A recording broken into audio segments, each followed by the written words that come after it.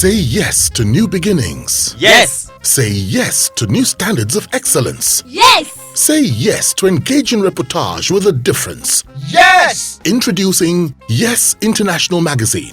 The time to say yes to your dreams and aspirations is here.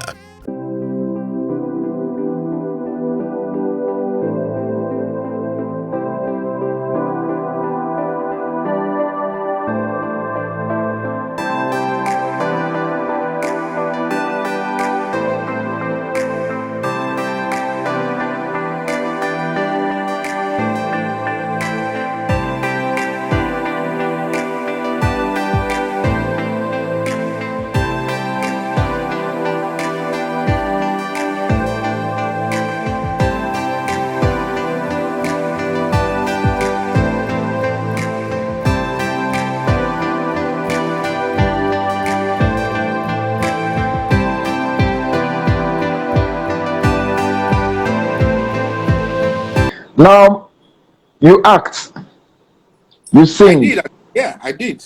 You also present on TV. Of the three, where do you find most or more fulfillment and why? As at the time we started acting, especially when we're doing the Charlie Boy show,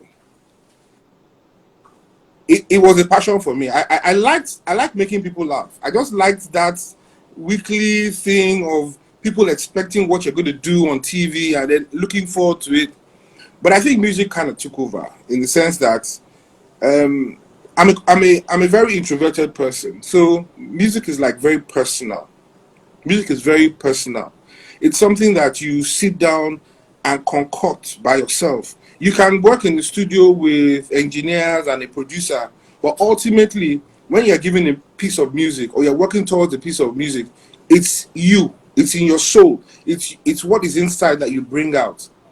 And I think the fascination of writing a song in your bedroom or writing a song in a very, very quiet space, and then it becomes a song that when you walk on the street you hear people singing it.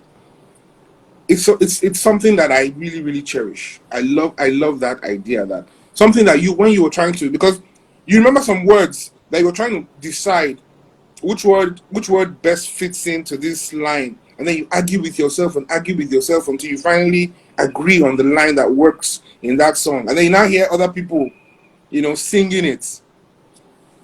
It's kind of fulfillment for an artist. Interesting. Now, which was the first song ever that you composed?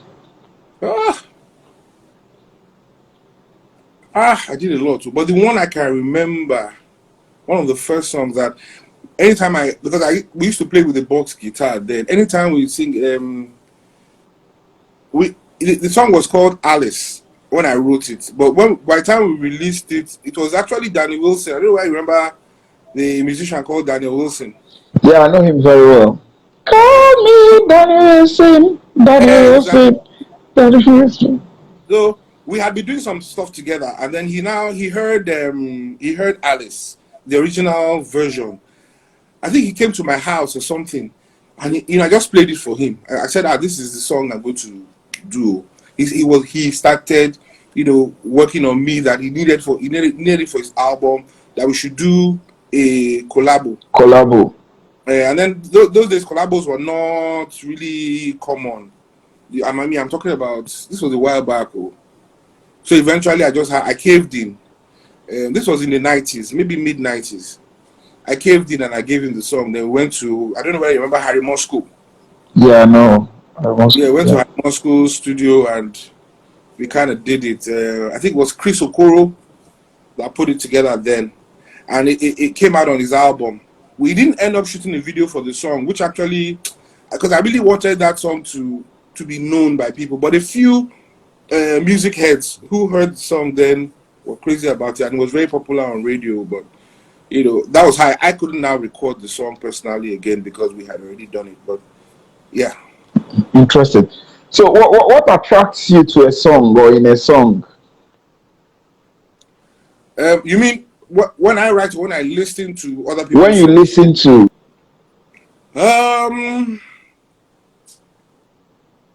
melody,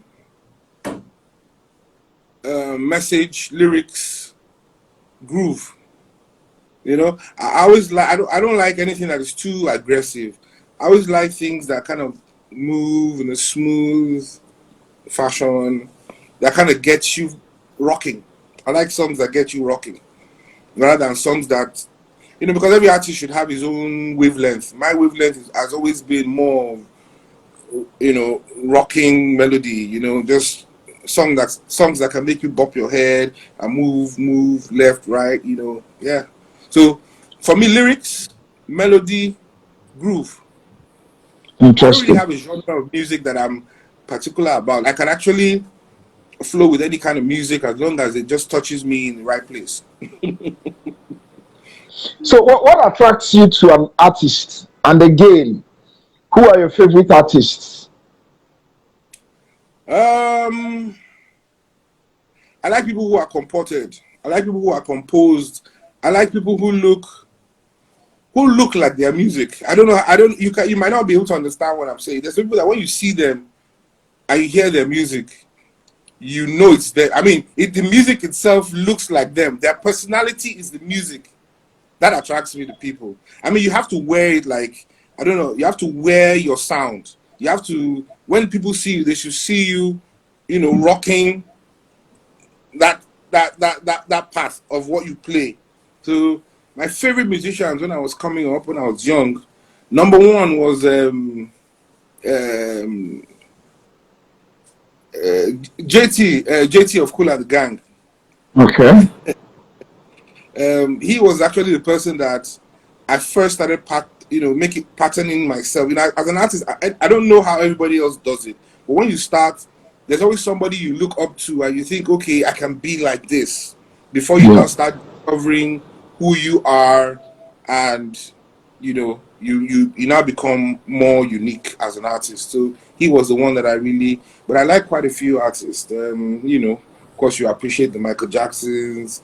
There's so many artists that you appreciate, and coming back home, then you couldn't do without listening to Fela. Fela was everywhere, and his music was such that it always made sense. Um, yeah, yeah, yeah. All right. So, what mistakes must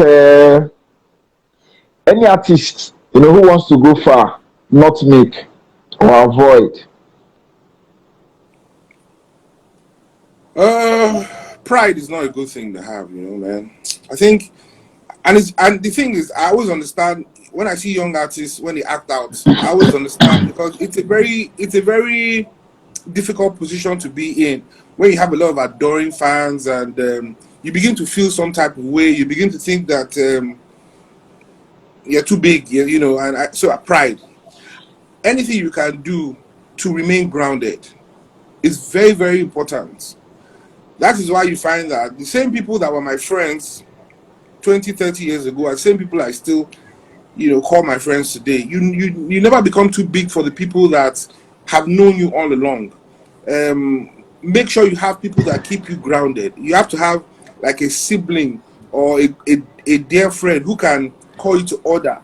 It doesn't have to be about do you feed me or anything. No, have somebody that has your best interest in heart, and let them always keep you grounded. It's very, very important. Never stop creating. Never stop working. Um, don't do a hit today and spend the next 3 months in the club, popping bottles.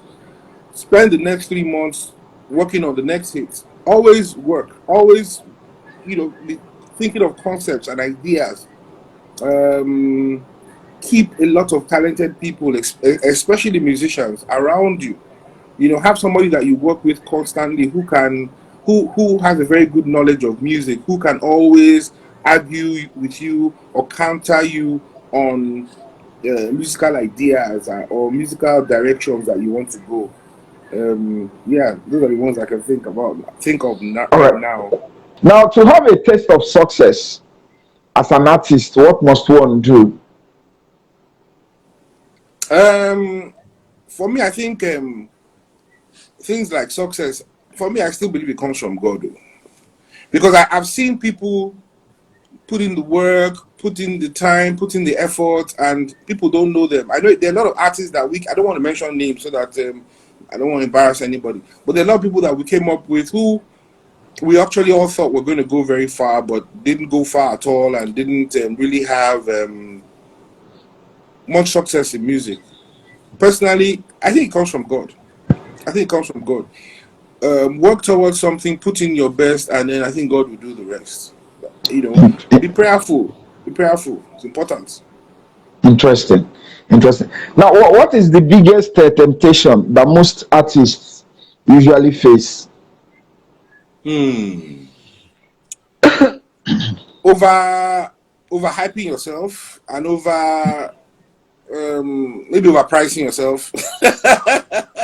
It's a temptation too, you know. I mean, I know the side you are thinking of maybe most likely, but as an artist, I'm talking of the business now. Sometimes when things are going your way, you begin to really think, oh, okay, you know, let's put a figure on this, and it could be the beginning of the end. Sometimes it's underestimating your fans. You get to a point where you feel like anything you give them, they'll take. You know, they are diehard fans. You know, I mean, no, they love you. No, they love your music. They love your music. They love your art. There's something about you they love. They don't know you personally. So the day you stop giving them that thing that they love, they'll begin to back off. And always remember that there's always a new kid on the block. Somebody else is coming out. So you know you have to do everything to hold on to where you are. Secondly, I also think people easily get carried away with the fans. The biggest temptation of obviously is as a male artist, giving into your female fans and making them part of your daily life and all that. It's a big temptation. So, you know, yeah. Interesting. Always, you know, remember where you came from and be true to yourself, man. Interesting.